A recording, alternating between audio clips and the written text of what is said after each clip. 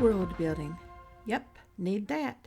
Even for modern mysteries, contemporary romance, horror. Especially need that for anything historical, anything for the future. Historical mystery, historical action, historical thriller, fantasy set in the Middle Ages or classical antiquity or in a world that's newly imagined. We need to understand our magic systems. Science fiction set here, or space opera on a space station, or boldly going where no one has gone before, with tech or ideas that make it science fiction, like dirigibles in steampunk. All that may not make it to the page, but it helps our brains. The creative muse side. Where do we start with world building? What do we include? How do we build our worlds? Maybe this episode of The Right Focus can help. Welcome to The Right Focus. We cover productivity, process, craft, and tools. Our podcast episodes last as long as it takes to fix a quick dinner, drive a short commute, or take a brisk walk. All through the summer months, we focus on the craft of writing novels and novellas and epics, from beginning ideas to prepping for publication, week by week by week. World building is the underpinnings for our people, the world our characters move through, manipulate and maneuver to reach goals, encounter obstacles and barriers to overcome. It's more than time and setting. It's culture. It's what we use in our culture. It's how we function. It's the social structures in which we operate. And there are so many parts that it's hard to remember them all. Whole books have been written about this subject. The speculative fiction genres of fantasy and science fiction require it, and several writers have published their own books, including detailed information about drawing your own world. If you work in the speculative fiction genres, invest in these long-term references. If you cannot afford the investment, add them to your wish list as a high priority for others to buy for you. Here are the reasons for world building. People function together through a variety of systems, whether hierarchical, political, or natural. In a contemporary mystery, when we throw our protagonist into jail, which is G-A-O-L in British English, we need to know the particular jargon that fits that world.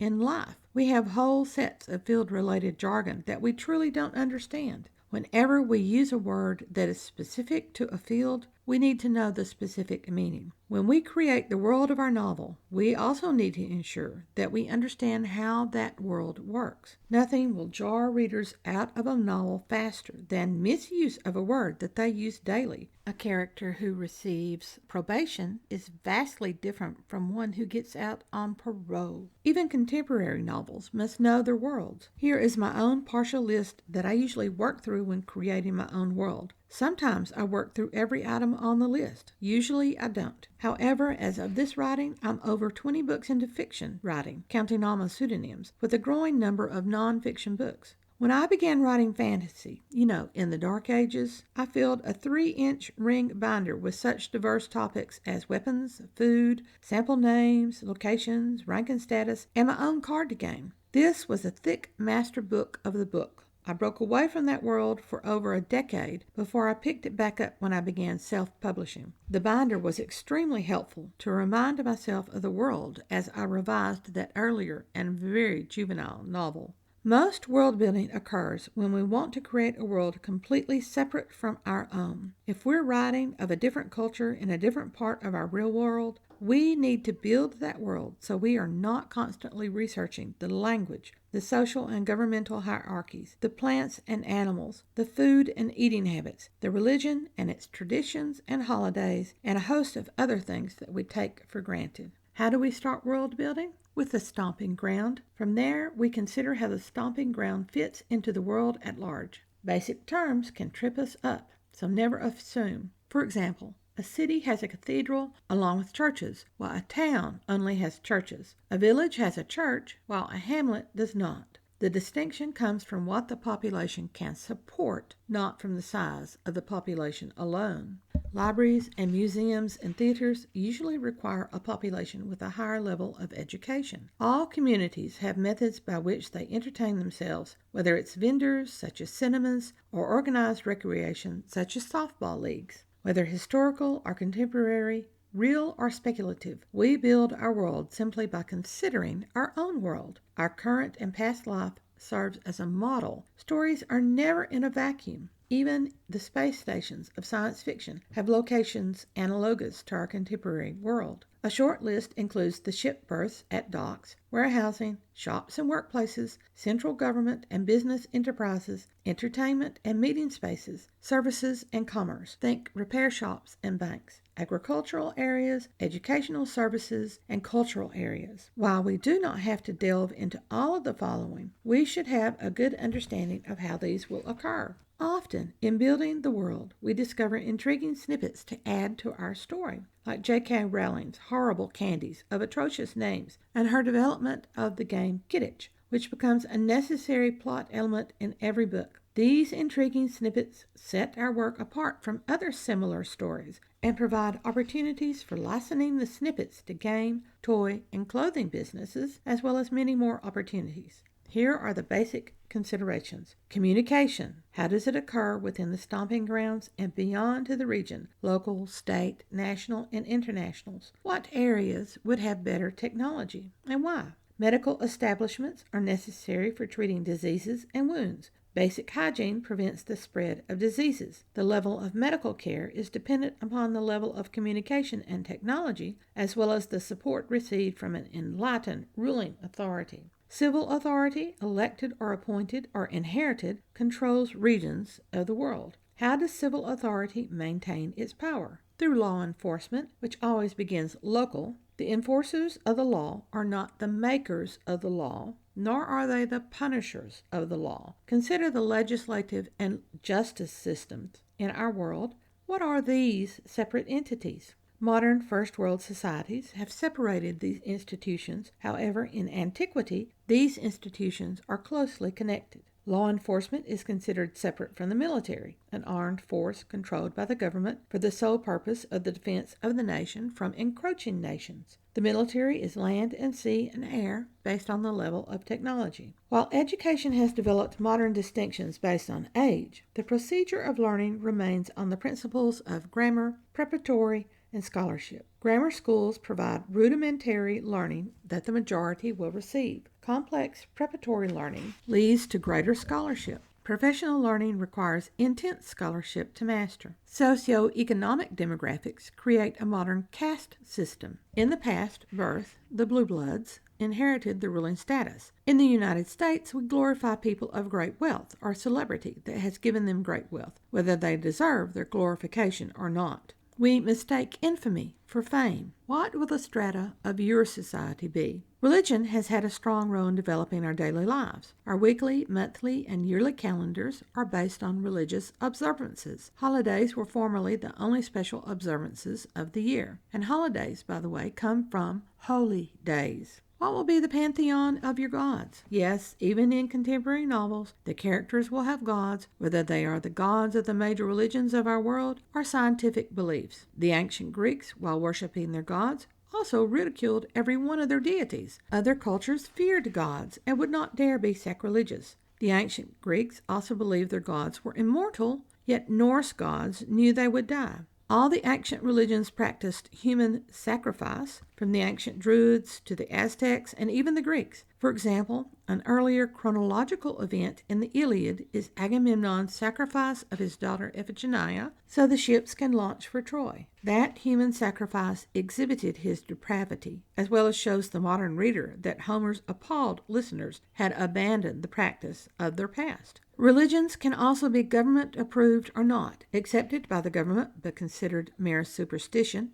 by the social elite, or an outright rebellion against the government. In any society, more than one denomination of a single religion will occur. People cannot agree on doctrinal rules. Cities will have not just an abundance of denominations, but also of different religions. Some of these religions will be accepted, several will be on the fringes of acceptability, and a few will be underground. Some religions accept that the 7 deadly sins remain sinful. Some allow 2 or 3 of those sins under certain conditions. Just as a society can have many reviews of religion, that same society will have many divergent mores related to intimacy and sexual encounters. Intimacy builds relationships. How will relationships between intimates be formalized? Will relationships be imposed upon people who are not intimates, such as marriages of the upper classes in medieval times were contractual for the gain of status, lands, or wealth, rather than based on the growth of a relationship? What will be the basic family structures for your world? Technology affects not only communication and the military, but also a country's infrastructure. What will the technology allow?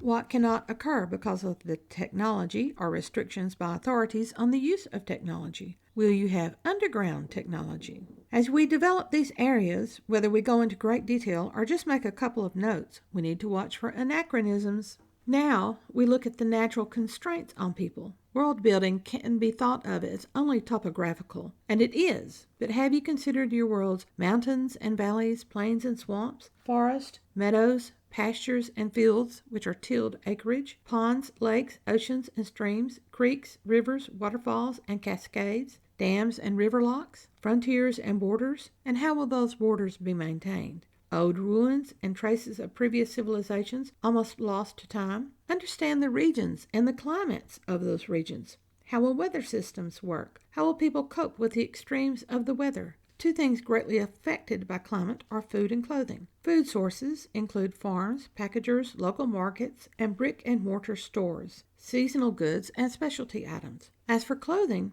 how does the clothing get to the purchaser? Who makes each item of clothing, from woven cloth to leather? Clothing is chosen by climate and season. Personal ornamentation, from jewelry to tattoos, is considered clothing. Such personal items not only have sentimental attachment, but can also be worn to show groups to which a person belongs. A society's level of civilization affects the four basics of life: sunlight, clean water, clean air, and good soil.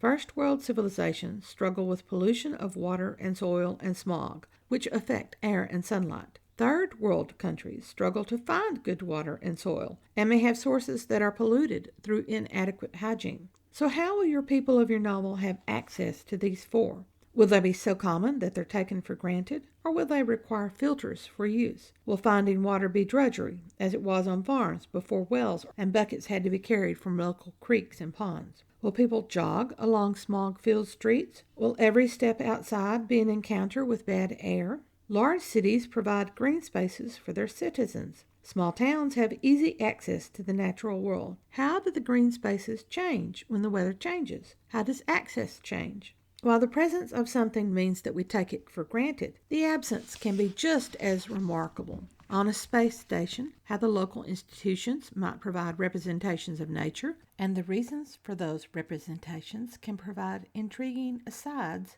for the primary characters. Consider the access that people will have to certain locations. I read widely and eclectically. Of late, in several books set on space stations, I have encountered ordinary characters who retreat to agricultural pods in order to connect to nature or to have a bit of privacy. While they're enjoying the green spaces, I'm wondering why the authorities aren't worried about contamination of food and water sources. What allows ordinary people to have access into such privileged areas? Even more interesting, how did other people who are not allowed into the agricultural pod function without connection to the green world? Transportation across the natural world from one location, as a farm, to another, a city, is affected by infrastructure which is dependent on technology. When working beyond our contemporary world, consider how transportation occurs. Consider the difficulties of road building, traveling those roads, and the time that travel would take using the common methods of travel. In science fiction, space travel follows laws. While we do not need to know or convey to the reader the nuts and bolts of an FTL engine, you need to create rules for that faster-than-light travel. If you use wormholes,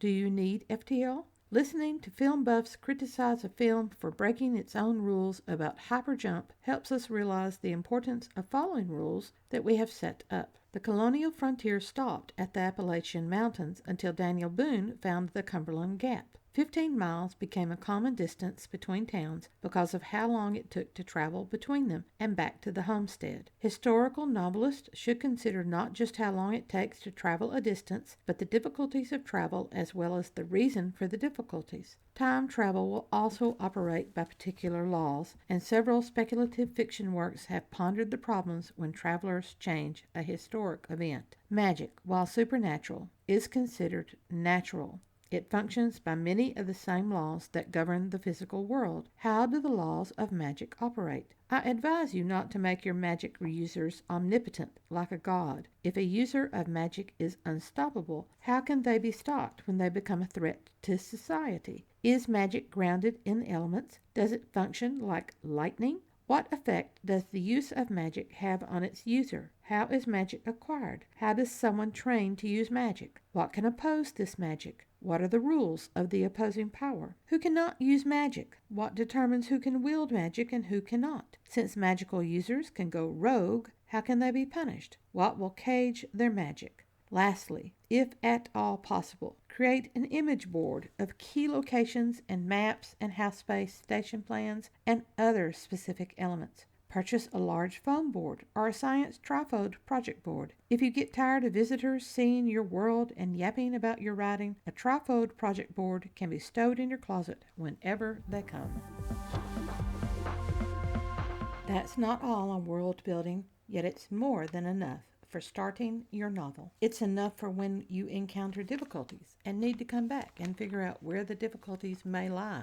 Remember, this is all a work in progress, and details should and will change as you write. Next week, we delve into secondary characters, and it's a deep dive. For now, we have inspiration from Cormac McCarthy, who says writing is a messy business. You wind up with shoe boxes of scrap paper. Yep, helps when we organize as we go. Thanks for listening to The Right Focus, a podcast for writers at all levels, hosted by M.A. Lee with the assistance of Remy Black and Edie Runes from Writers Inc. Books. All through the summer months, our focus is the craft of writing. We are discovering your novel from beginning idea to prepping for publication. We'll work through the process stages of foundations to story, envisioning the story, analyzing story before, during, and after the draft, harvesting the story through revisions and enhancements, and prepping the story for publication. Many of these preps and guides are useful setups for the National Novel Writing Month in November. That's writing only, no idea work. We can also use this information to solve issues with stories that we've abandoned. All those stories are crying in the wilderness. Time to rescue them with the right focus. Show notes for this and other episodes can be found at therightfocus.blogspot.com. Write to us at winkbooks@aol.com. Remember, whatever occurs, write on.